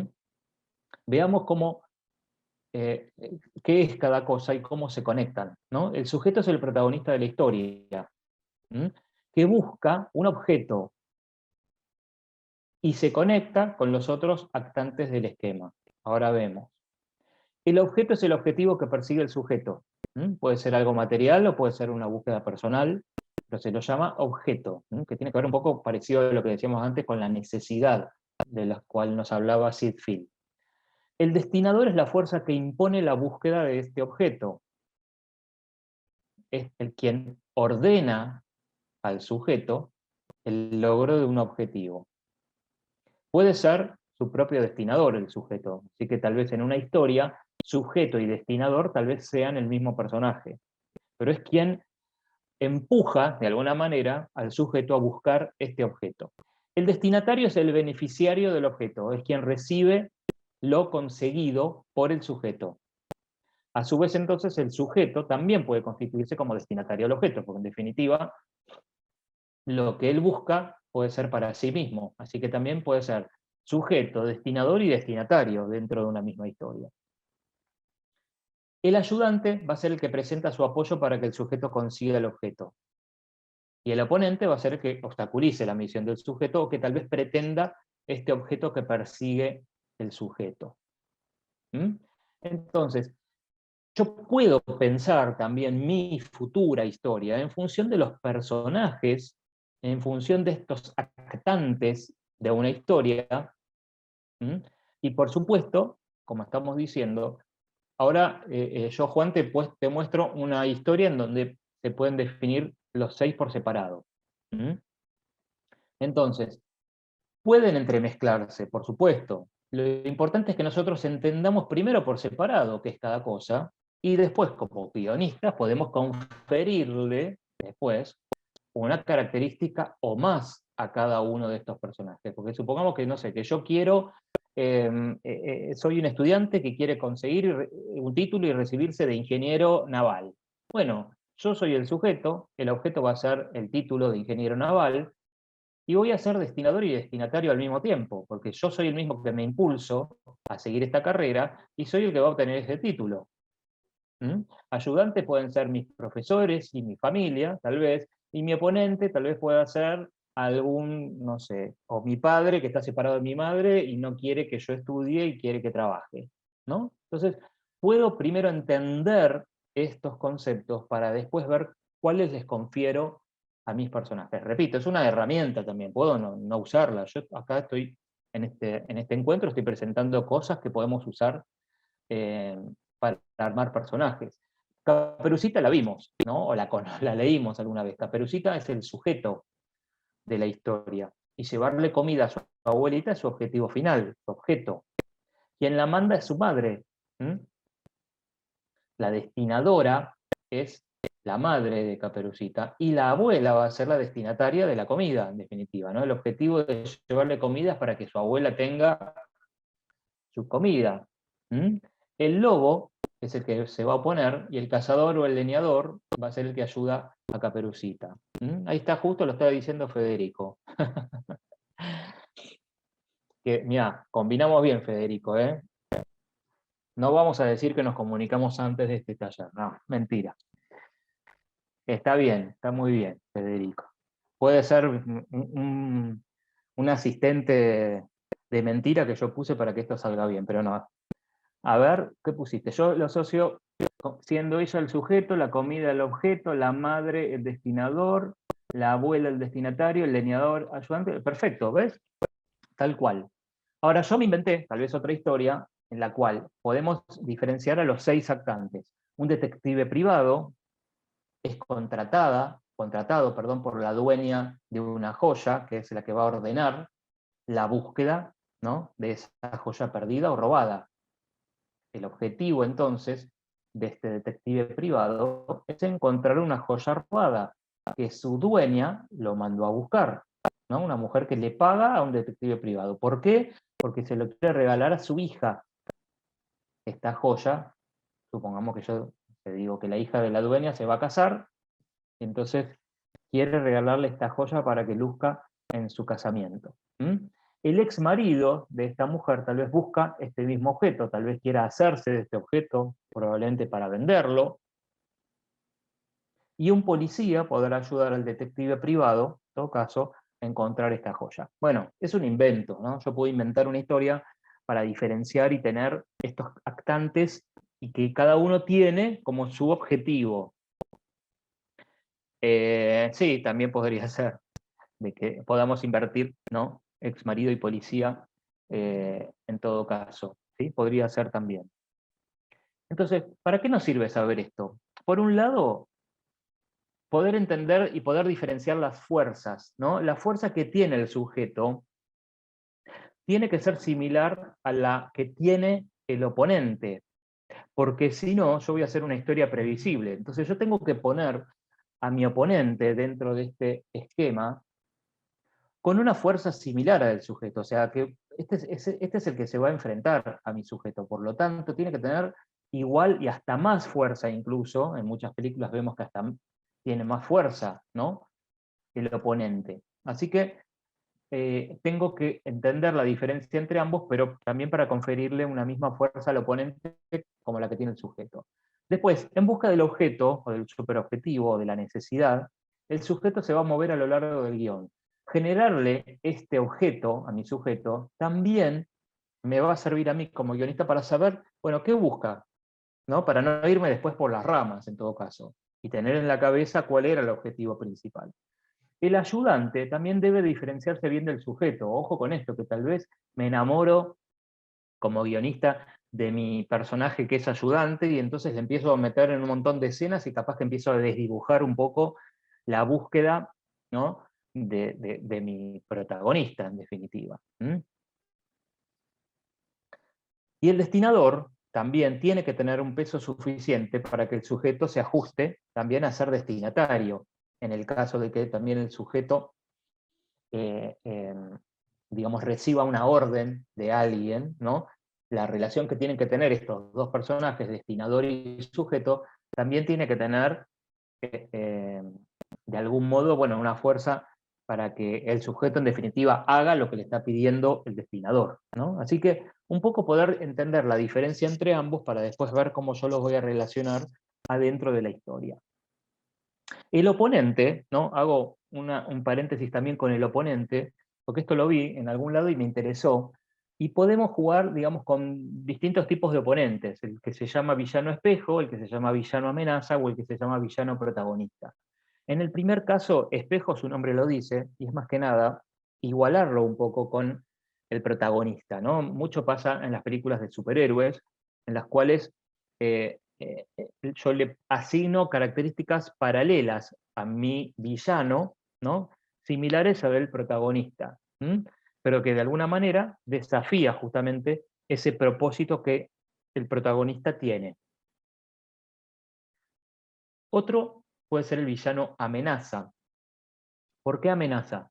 Obviamente todos los villanos son una amenaza, pero en este caso serían esos villanos que tal vez no aparecen tanto en la historia, ¿no? No los muestro tanto, sino a través de amenazas constantes hacia el protagonista, muchas veces mostrando a veces pistas adentro del film o secuelas, ¿no? Tal vez pueda dejar un tendal de muertos y yo todavía nunca encontré o nunca lo incorporé a mi oponente dentro de la película, ¿no? O lo puedo conocer a través de lo que dicen los personajes de él. Supongamos que es una policía que está haciendo entrevistas a testigos y le hablan sobre este mal, lo que lo vieron, huyó no sé, corriendo por a través de los pisos, parecía que era una bengala por cómo corría. Ahí dice el de Seven, por ejemplo, tal cual. Juan, van a pensar que sos mi asistente, porque ahora en la próxima diapositiva, villano protagonista es un antagonista que es el que protagoniza, en definitiva. Es encontrarle un motivo o una motivación, y tal vez un antagonista, es decir, si mi villano es el protagonista, el antagonista va a ser como el bueno de la película, ¿se entiende? O sea, el que hace las cosas bien va a ser como el malo, o el contrario, para mi villano protagonista, ¿no? Le tengo que encontrar también un arco de transformación, por supuesto, y también características, digamos, de empatía con el público. Dentro de ser un villano, puedo agregar características en las cuales el público también se sienta identificado, y vieron a veces qué pasa, que en películas que donde decir, ay, quiero que, no sé, que salga bien lo que propone este personaje, en definitiva es un villano, ¿no? O sea, está, digamos, por el mal en la película. Sin embargo, como guionistas tenemos que ser lo suficientemente inteligentes como para hacer que este personaje empatice y tenga rasgos simpáticos, y de alguna manera, sí, tiene, digamos, una parte moral, hasta como una especie como de justificación, abro comillas, ¿no? Justificación por lo que hace. Tal cual. Entonces, aquí también tendré que hacer un poco de investigación psicológica, ¿no? Si puedo, también sepan que los guionistas pueden entrevistarse e investigar, ¿no? Así que bueno, a mí se me ocurrieron estos ejemplos, pueden haber más, pero por supuesto, el villano espejo puede ser estos malos de películas de superhéroes, ¿no? Los malos que aparecen en las películas de las sagas de Batman. El villano amenaza, como decía hace un ratito Juan, Seven, pecados capitales, ¿no? Este asesino que va matando y dejando un tendal de víctimas en función o digamos, o emulando los 7 pecados capitales. Y no lo vemos a lo largo de la película hasta que sí llega un momento en el cual, después de más de 1 hora de película, aparece casi sobre el final de la historia. Un final épico también, ¿eh? Para los que no vieron la película, Seven, pecados capitales, al margen de los conocimientos que se puedan llevar de este taller, títulos de películas se están llevando. Para los que no vieron mucho, porque trato de poner películas súper interesantes. Kill Bill, antes la nombramos, ¿no? Bill casi ni aparece en la primera, creo que ni aparece prácticamente. En algún flashback, me parece que ni aparece Bill, y está en el título de la película. Los villanos protagonistas, la Naranja Mecánica, Joker, son personajes que de alguna manera tienen características de villanos, de malos, pero bueno, podemos encontrarle algún tipo de justificación eh, eh, y algún tipo de redención tal vez en alguna de las películas. Así que bueno, 2 diapositivas dedicadas por lo menos al villano, para que sepamos que también que el oponente tiene que ser súper rico dentro de una película. Juan dice que sale solo el brazo con el teléfono, claro, cuando habla. Bien, muy bien, tal cual, es verdad. Cuando habla con el personaje del parche, que hace Daryl Hannah, la actriz, muy bien, ¿no? Que hace el famoso silbidito, ¿no? La canción del silbidito. Bueno, la modificación es algo también, es un concepto que está ligado con los personajes y con la creación de personajes, ¿no? La modificación normalmente debería de venir dentro del guión, debería formar parte de esta de vida exterior que digamos, nos presentaba Sid Field. Y es un requisito que suelen experimentar muchos de los personajes en un guión clásico, el héroe que se marca objetivos, que se esfuerza, que sufre contrariedades, que sufre las oposiciones de sus antagonistas, ¿no? Y en toda esa búsqueda se transforma, o se puede transformar, podría no transformarse también, ¿eh? Y puede ser una historia cíclica también, ¿no? En la cual un personaje parte de un estado inicial, atraviesa un montón de vicisitudes, de antagonismos, de situaciones dramáticas, de conflictos, y después vuelve medio como al principio. Eso también puede pasar en una estructura cíclica de una historia. Puede pasar mucho en estas películas que tienen secuelas, ¿no? En las cuales un personaje vive una aventura, pero bueno, después lo dejamos en el lugar donde estaba para que pueda vivir una nueva aventura, ¿no? O en las series, mayormente, que tal vez en cada capítulo el personaje vive una situación diferente y un conflicto distinto. ¿De dónde es Simba? ¿De dónde lo conocemos? ¿De qué película? Este cachorrito de león, despreocupado, que pierde a su padre, que fue asesinado por su tío, el malvado Scar, pero a lo largo de la historia sufre una modificación, sufre un crecimiento, una madurez, se convierte en un joven guerrero maduro que lucha para vengarse y recuperar su reino. Muy bien, Giovanni Darío, el Rey León, donde el personaje se modifica. El personaje se modifica. A ver acá, tenemos a Melanie, a la izquierda, una joven caprichosa, de frívola, refinada, de clase media alta. Es una joven con excelente presencia, bellísima, pulcra, muy fina, pero, a ver, acá tenemos un dato, se convierte en una especie de heroína que enfrenta un ataque de pájaros y entonces, de alguna manera, madura y cambia ese comportamiento tal vez frívolo y superficial que tenía al comienzo. Estamos con la película de la izquierda, Melanie, una película de Hitchcock muy famosa. A ver, ¿nos suena? No les pregunté las edades, porque tal vez si no tenemos... Los pájaros, ahí está. Estamos hablando de la izquierda todavía, Giovanni y Lali. Vamos con esta primero. ¿Mm? La película Los pájaros de Hitchcock, ¿sí? Acá tenemos fuerzas no humanas, por ejemplo, porque en definitiva el conflicto central pasa por el ataque de unos pájaros, ¿mm? Y los cuales esta mujer es protagonista de estas situaciones terribles que vive, ¿no?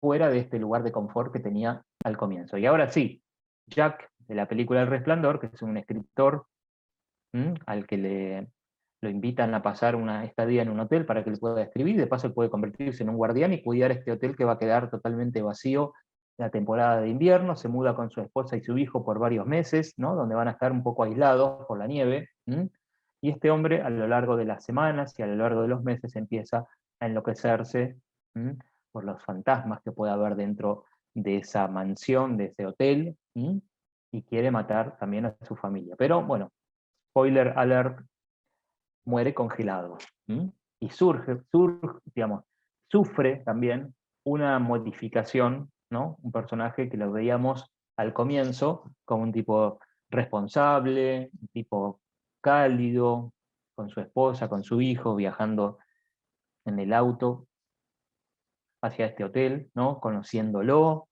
Sin embargo, después se convierte en una especie casi de monstruo en la película. Así que el concepto de modificación también lo anotamos, ¿eh? Lo anotamos como algo a tener presente, para ver si nuestro personaje sufre modificaciones en vistas de buscar este objetivo, de enfrentarse a sus antagonistas, de pasar situaciones conflictivas, y ver entonces, bueno, cuánto se modifica o no. Si lo traigo a Aristóteles un poco, para hablar de esto de modificación, un personaje puede modificarse por lo que se llama metábasis, es decir, por una transición. El concepto, digamos, ligado por lo menos a estas cuestiones, porque también puede haber ligado a la lingüística, no solamente o nosotros, yo lo traigo para lo que nos interesa, que tiene que ver con la creación de un personaje. Un personaje puede cambiar de condición, ¿no? Dentro de una película, se modifica por un cambio de fortuna o de suerte, ¿no? Puede ser un cambio de clase social, o puede ser confundido con otra persona, puede enterarse que tiene una enfermedad. La presencia de un antagonista también, ¿no? Nos puede dar una transición de un personaje, ¿no? El personaje se modifica a raíz de transitar un cambio, como el de Breaking Bad, la serie, ¿no? Que se entera Walter White, ¿no? ¿La vimos esta famosa serie en la cual un profesor de escuela, un profesor de ciencias se entera, no sé si no en el capítulo 1, una película, una serie que tiene como más de 6 temporadas, se entera en el capítulo 1 o en los primeros capítulos que padece de cáncer, y tiene una familia, tiene una mujer que está embarazada, tiene un hijo discapacitado, o sea, sabe que sin él esta familia va a estar muy complicada. Bueno, no vamos a spoilear, tremenda serie, dice Lali, comparto. Ahora Better Call Saul, no la vi todavía. No spoileemos, por eso no dije nada, ¿eh? En el capítulo 1 se entera que tiene cáncer, profesor de ciencias, y bueno, va a tener que modificarse sí o sí. Así que yo sí, igualmente, bueno, dijimos antes que es un taller donde vamos a spoilear algunas cositas, pero bueno, ¿por qué? Porque el objeto de estudio son las películas, en definitiva, para esto.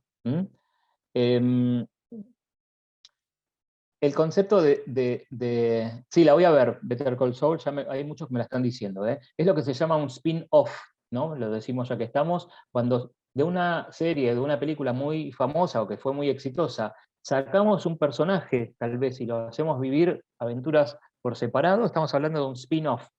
Los Minions son spin-off de la película Mi villano favorito, ¿no? Entonces, de alguna manera, este concepto de spin-off nos sirve para seguir dándole vida a personajes en otras aventuras, por así decirlo.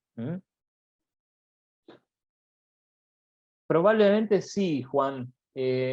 Normalmente por un evento, por una situación que lo hace cambiar de clase social. No sé, un personaje, no sé, se ganó la lotería y le roban todo el dinero, ¿no? Ese evento fortuito de alguna manera lo convierte otra vez en un ser pobre, supongamos, ¿no?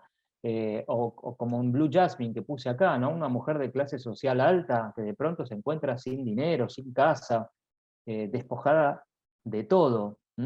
Entonces, 50-50, un chico que se entera también que tiene una enfermedad terminal. Incluso Cenicienta, ¿no? Les puse como un ejemplo más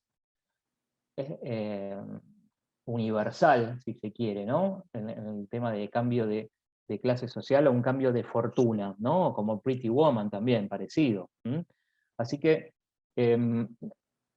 puede ser que de algún modo podamos hacer modificar a nuestros personajes a través de un cambio en cuanto a clases sociales, o un cambio de fortuna, por así decirlo, ¿no? Un cambio de fortuna no de plata, ¿no? Sino de suerte, más que nada. Y también está la anagnórisis. La anagnórisis tiene que ver con el reconocimiento, ¿no? De revelar un secreto, o de esta revelación de un pasado oculto, supongamos, o significa, digamos, pasar de la ignorancia al conocimiento. Estas películas en las cuales se revela un secreto, que me puede tal vez conducir, bueno, o a la felicidad o a la desgracia del personaje, pero de algún modo son estas películas en las que aparecen las verdaderas identidades de un personaje que se estaba mostrando de una manera y no lo era, o el enterarse del personaje protagonista de que es poseedor de una herencia, y entonces esa herencia, que puede ser dinero o puede ser otra cosa, ¿no? De estas historias en las que, no sé, el personaje hereda una casa en Roma, y entonces viaja a Roma y entonces descubre, bueno, su nueva vida en Roma, por inventar algo, o alguna película que pueda ser parecida. O estas mentiras, ¿no? Que se dicen a lo largo de toda la historia hasta que finalmente se revelan. Bueno, estas películas, particularmente con mucho entusiasmo, les recomiendo la tercera que aparece acá, que es Incendies, que es una película del director Denis Villeneuve, ¿no? Que está muy famoso ahora con la película Duna, o con otra película Arrival también, eh, Prisioneros. Busquen la filmografía de Denis Villeneuve, pero vean sí o sí esta película. No voy a spoilear nada, acá me voy a callar la boca, pero está conectada con esto de, bueno, de algo que se revela, ¿no? Es una película que al final los va a dejar boquiabiertos, ¿no? Y probablemente no adivinen lo que se llama el plot twist de un guión, ¿no? Una vuelta de tuerca que tiene esta película, que es totalmente demoledora, por así decirlo, demoledora dramáticamente. Tootsie o Mrs. Doubtfire son más comedias, más graciosas, en las cuales el personaje protagonista se tiene que trasvestir un poco para poder llevar adelante su objetivo. En el caso de Mrs. Doubtfire es poder visitar, es un padre que está separado de la mujer y quiere ver a sus hijos, ¿no? Y la ley se lo prohíbe, y entonces se disfraza de niñera, y consigue trabajo en la propia casa de su exmujer y de sus hijos.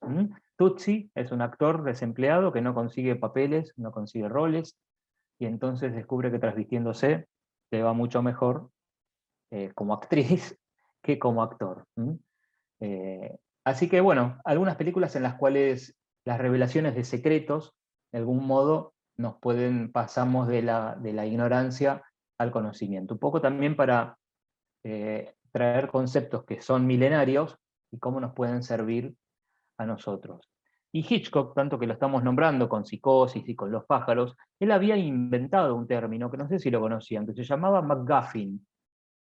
El MacGuffin era un elemento, según nos decía Hitchcock, un elemento de suspenso, una excusa argumental que hace que los personajes avancen en la trama, pero en realidad ese objeto no tiene tanta relevancia en la trama. Lo que hace es movilizar a los personajes que se encuentran con otros tipos de conflictos, y la historia se empieza a enrevesar y a complicar, pero más que nada porque el disparador fue la búsqueda, supongamos, de una joya, o la búsqueda de un documento, o de un chip con información, o un cuadro que se roba, y de alguna manera después el cuadro capaz que no aparece en toda la película, pero lo que hace es movilizar al personaje hacia una búsqueda.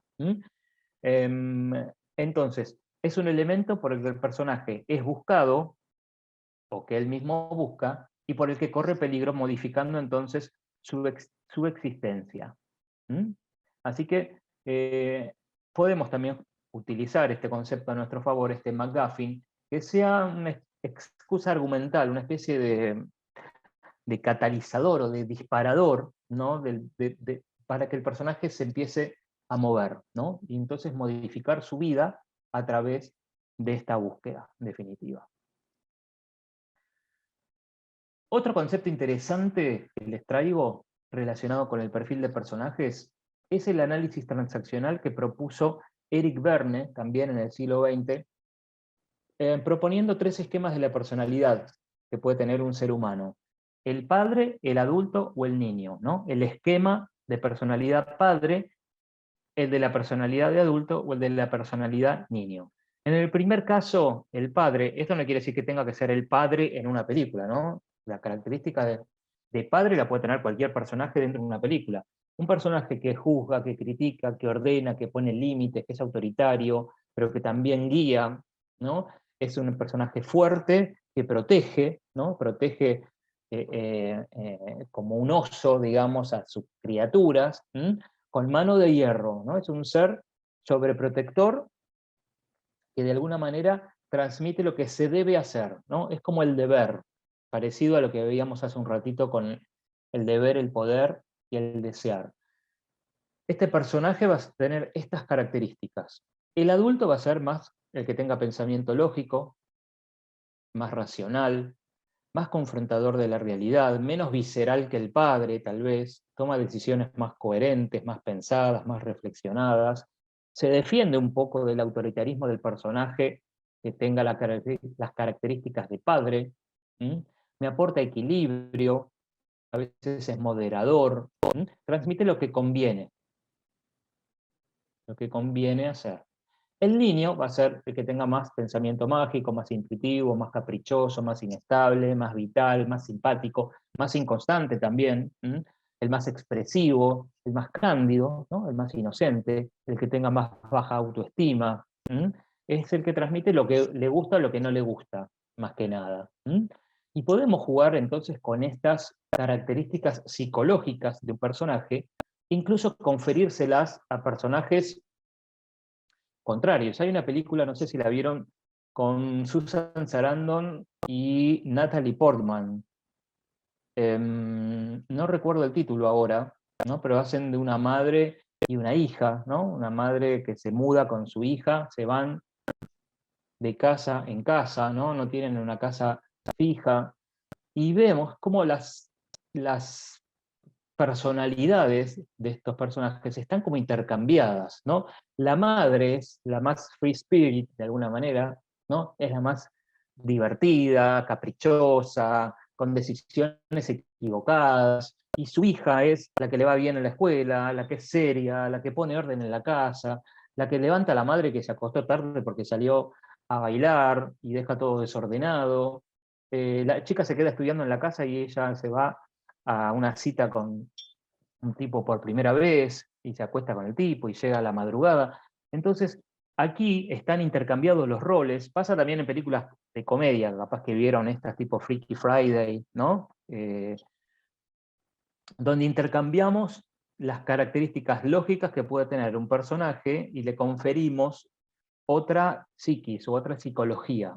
Nos puede servir para un drama, nos puede servir para una comedia. Hay una familia muy famosa de la tele que tiene muy intercambiadas estos roles. A ver, ¿quiénes son esta familia tan dislocada?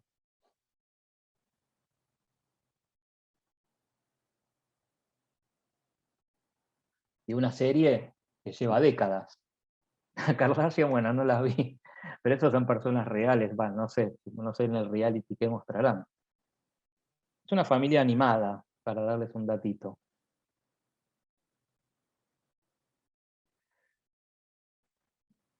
Bien, ahí estamos, ¿eh? Los Simpsons, ¿vimos la serie Los Simpsons? ¿Quién es más adulto en esa familia?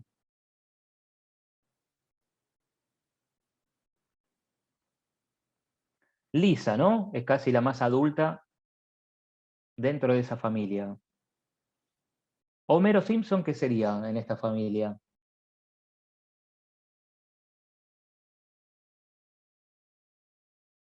niño. Bien, ahí Lali contestando, Darío también nos dice el niño. Así que, de alguna manera, estos roles se pueden intercambiar, ¿no?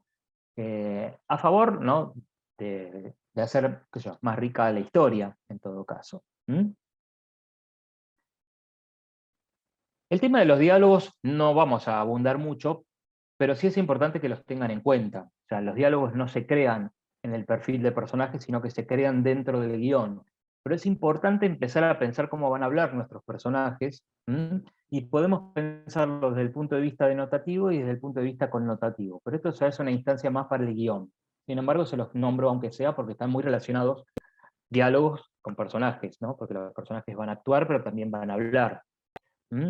Entonces, el punto de vista denotativo significa los diálogos que tienen un contenido informativo, me llevan adelante la historia, pongo en boca de los personajes instancias que informan sobre la acción, sobre lo que sienten los personajes, sobre lo que le pasa adentro, sobre lo que desea. Yo lo puedo poner en palabras también de un personaje, tal vez en un monólogo interior, tal vez contándoselo a otro personaje, en una sesión con el psicólogo, contándoselo a un amigo.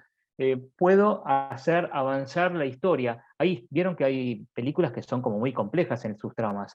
La película El Origen, ¿la vieron? Inception, de Christopher Nolan, con Leonardo DiCaprio también, en el protagónico.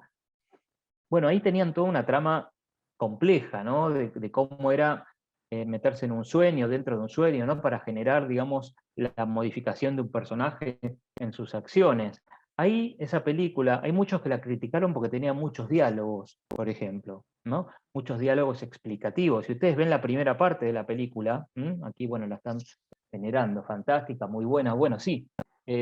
Necesitamos también de muchos diálogos al comienzo de esta película para poder explicar toda la dinámica que se va a llevar adelante, ¿no? De cómo es entrar en un sueño, dentro de otro sueño, dentro de otro sueño, cuánto dura un sueño, ¿no? Todo eso nos lo tienen que explicar los personajes. Entonces, es importante pensar en el punto de vista denotativo.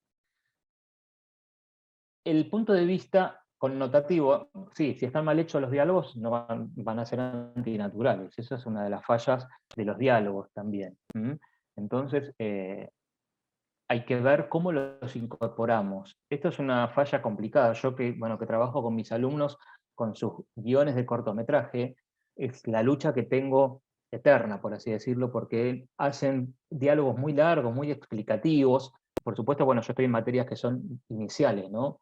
De introducción, ¿no?, al discurso audiovisual, y entonces no hay todavía una trayectoria hecha en escritura de guiones. Por eso, a veces los invito a hacer guiones en los cuales no haya mucho diálogo, porque no es fácil escribir diálogos, ¿no? Hay que escribirlos sintéticos, que sean claros, que sean naturales a la voz del personaje o del actor que después los va a representar. Pero bueno, es todo un trabajo que lleva su tiempo. Desde el punto de vista connotativo, es darle un sentido extra, con la entonación, con el ritmo, con la modulación, con el acento. Cuando ustedes vean la escritura de guiones, que eso está después en otro taller al cual los invito cuando terminemos esta charla, van a ver que se puede poner entre paréntesis el modo en que el personaje dice las cosas, ¿no? Murmurando, a los gritos, con ironía. Uno puede poner la connotación que le da el personaje a lo que está diciendo. Uno como guionista lo anota de esa manera entre paréntesis dentro del guión literario. Así que esta es una manera también de empezar a pensar los personajes con sus voces. Y después el concepto de idiolecto también es algo que hay que tener muy presente justamente para lo que dice Micaela, que no sé si entendí bien, que dice no es algo natural, en el sentido de que tal vez hay que ver cómo hablan nuestros personajes. Y está el concepto de idiolecto que se subdivide en dialecto, sociolecto y cronolecto. ¿Qué quiere decir esto? El dialecto son en función de, los personajes van a hablar en función de la geografía a la que pertenecen, o los países a los que pertenecen. Si yo pongo a hablar a algunos de ustedes, que tal vez había alguien que, no sé, podría estar en Venezuela, podría estar en Colombia, o un chileno, que no sé si había alguien de Chile, tienen un modo de hablar, tienen palabras que son propias de Chile, ¿no? Supongamos, o palabras que son propias en Colombia y que no se dicen de otra manera en otro lugar. Entonces, novio yo digo en Argentina, en México digo galán, y en Chile diré pololo, ¿no? Entonces, puedo pensar esto para darle credibilidad a mis personajes si estoy trabajando con personajes que pertenecen a zonas geográficas distintas. En el caso del sociolecto, casi no lo está diciendo la palabra, tiene que ver con lo social. Por un lado, son las diferencias sociales y culturales y de entorno en el cual los personajes se mueven. Si yo tengo mi personaje médico en una escena, en un congreso, va a hablar de modo distinto que lo hará entre amigos o con su familia, ¿no? Lo mismo las distintas clases sociales, o sea, una historia que se desarrolla, por decirlo más de modo extremo, en una villa, como la película Elefante Blanco, por ejemplo, protagonizada por Ricardo Darín, que era toda dentro que era de Pablo Trapero, si mal no recuerdo la película, argentina, muy interesante para ver, y los personajes hablan como hablan ellos. No vi El Marginal, pero entiendo, calculo que algunos de ustedes que hayan visto la serie El Marginal, también tienen todo un vocabulario con el que se maneja adentro de una cárcel, por ejemplo, ¿no? O Orange is the New Black, por decir ejemplos de otro país. El sociolecto entonces también, ¿no? Tiene que tener una presencia importante en los diálogos de los personajes. El cronolecto tiene que ver con la diferencia de edades dentro de una historia y las diferentes épocas. Cronos es tiempo, así que tenemos, por un lado, por la edad de los personajes y por la época histórica en la que sucede. No voy a incorporar, digamos, si yo tengo que hacer una película que sucedió en 1920 en Buenos Aires, hay un montón de palabras que se usaban en esa época que tal vez no se utilizan en el presente. Lo de la naranja mecánica, sí, tienen como una especie de sociolecto, diría yo, más que nada, que tiene que ver con cómo hablan ellos entre ellos mismos, ¿no? Y puede ser más un sociolecto, si lo tengo que pensar con el ejemplo de la naranja mecánica, ¿no? También, gran ejemplo y gran película de Stanley Kubrick, para ver también, ¿no? Para los que no vieron alguna de las películas que estamos nombrando, esta marcó un hito en la historia del cine. Entonces yo voy a decir distinto, ¿no? Depende qué época sea, que me parta un rayo, tal vez yendo nomás al presente, o mala centella me coma, dirá una princesa del siglo XVII, para de alguna manera manifestar, digamos, bueno, que la parta un rayo, se quiere, no sé, enterrar, o ¿para qué dije esto? ¿No? Bueno, no vi el pecado, ¿no? No vi la saga del Señor de los Anillos, Juan, no sé si algún otro la vio, como para ver, digamos, si en esa película se habla con algún tipo de lenguaje particular o con palabras que estén refiriendo a cuestiones que son propias de la película. ¿No vieron que hay películas como que tienen como su propio lenguaje? Películas como Avatar también, por ejemplo, ¿no? En las cuales se crean mundos que no existen, y entonces yo como guionista les confiero, bueno, los elfos tienen como un propio idioma, ok. Bueno, supongo que sería entonces un dialecto, si tiene que ver con la aldea o el espacio donde estos personajes vivos, ¿no? Pero tal cual, Giovanni es así. Es ser creadores como de un mundo de cero, por así decirlo. Y entonces, como guionistas, también tenemos que prestar atención a todas estas nuevas creaciones que tenemos que ir pensando nosotros. Así que bueno, el mundo de la creación de personajes es muy vasto, es muy interesante, es muy lindo, digamos, de llevar adelante, ¿no? Es muy creativo. Así que estos son algunos de los temas principales que yo les quería compartir el día de hoy en este encuentro. Para ir terminando, bueno, les repito un poco lo del comienzo, ¿no? Pude escribir un libro que se llama ABC del discurso audiovisual, que en realidad trabaja un poco con los temas no solamente relacionados con el guión, acá está la imagen del contenido del libro, y una de las carátulas, supongamos, a la que está dedicada a guión y estructura, pero bueno, los que estén interesados como en avanzar o en continuar o empezar una carrera que tenga que ver con lo cinematográfico, simplemente, en realidad el libro está escrito para cualquier espectador, porque como crítico cinematográfico también, digamos, me interesa que cualquier tipo de público pueda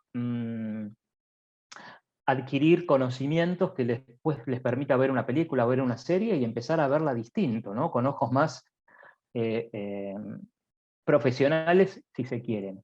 Así que, digamos, se barajan distintos temas dentro de lo que es este libro, incluso, bueno, como es un manual de estudio, por supuesto yo lo uso con mis alumnos, no solamente tiene teoría, sino que al final de cada capítulo tiene, digamos, un montón de proyectos y de cosas que yo les propongo hacer a quienes se metan en la lectura de este libro. Así que bueno, en Mercado Libre, si ponen ABC del discurso audiovisual, para los que son de Argentina, pues no tiene versión digital, eh, se pueden acercar a él. En cuanto a los talleres, acá estamos terminando hoy el ABC del personaje audiovisual, que va a estar en el canal de YouTube de Conferencias DC. Ya están estos dos, ABC del guión audiovisual y ABC del encuadre audiovisual, para los que les interese ahondar en temas que están relacionados con el lenguaje del cine. Así que yo ya armé mi trilogía, digamos, cerrando este taller, y bueno, puedo continuarla, veré si es exitosa, seguiré hacia adelante con eso. Cierro con esta frase de Jacobo Blanc, que era el guionista y autor de Esperando la carroza, famosa película argentina, que dice: mis personajes siempre los construyo tratando de evitar una postura crítica. De la víctima al victimario, siempre trato de darles toda mi comprensión, siempre intento buscar una justificación para la maldad, por supuesto, cuidando de no transformarme en cómplice de ella. Esto que hablábamos tal vez de Joker, o de los personajes como los de Naranja Mecánica, que tal vez, o la profesora de piano, no la puedo juzgar porque ella va a cines pornográficos y a agarrar los papeles sucios de los hombres y olerlos y sentir placer. No podemos juzgarlos negativamente, y es el lado humano de cualquier persona, ¿no? Todos en algún momento podemos ser buenos, pero también podemos ser villanos en algún punto. Así que me interesa que también se queden con esta idea, ¿no? Así que bueno, les dejo mis contactos y mi agradecimiento, por supuesto, por la presencia de ustedes hoy aquí. Y bueno, si algún día me mandan una fotito con mi libro, bueno, voy a ser feliz. Pero bueno, me encontraron aquí hablando, en el libro me encontrarán leyendo, y en los talleres que están en Conferencias DC, de acceso para ustedes desde ya mismo, se podrán acercar para seguir viendo estos temas que a mí me apasionan y que seguramente ustedes también, por haber participado hoy acá. Así que gracias, gracias y gracias a todos ustedes por esta participación y este momento compartido.